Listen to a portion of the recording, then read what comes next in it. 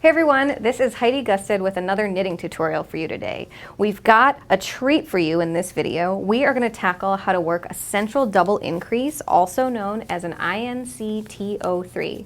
This is a big one, so pay attention.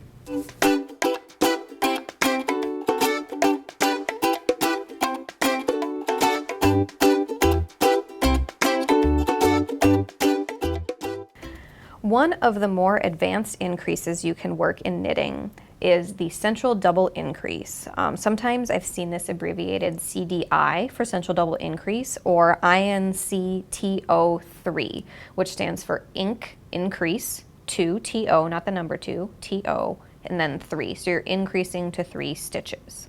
So let me show you how this works, and it'll help you kind of understand these names for this increase. So this is a double increase, which means that we're going to be increasing 1 stitch to 3 stitches all within 1 stitch. So I'm going to be working this increase in the middle of these 3 stitches I have on my needle. So to start, I'm just going to slip this first stitch to get us right to where we want to be to work our central double increase. So to start this guy, we are going to work a KBF, or knit back front. So this is like a regular knitting increase known as the KFB, or knit front back, but it's done the opposite.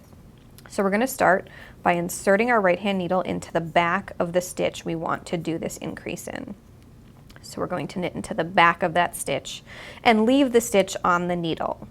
Then we need to knit into the front of the very same stitch, yarn over, draw it through, and sweep that loop off the left hand needle.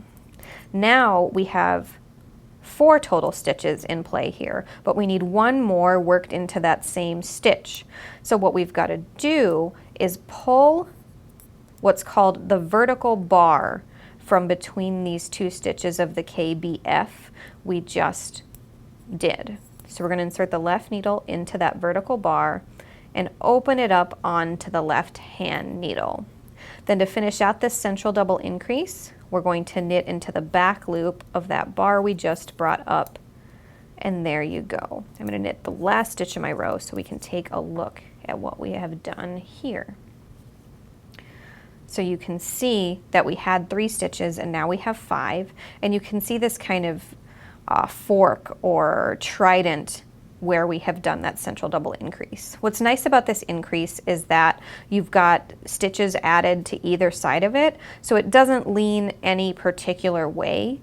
It's all centered and it just goes straight out as you add more stitches. Now I'm going to work a wrong side row on my needle here, and then I'm going to demonstrate how to do that again for you guys, because it is obviously a little bit of a complicated increase. Places you'll run into a central double increase tend to be more advanced lace patterns. So let's go. I'm going to just work until I reach the very center stitch in my row, which is the 3rd stitch now. So we're going to start with our knit back front, or KBF. So knit into the back of this loop and knit into the front of the same loop before sweeping it off the left hand needle. Then we take the left hand needle and grab this vertical bar of yarn that's running between the 2 stitches, open it up, and knit into the back loop of it to finish that increase.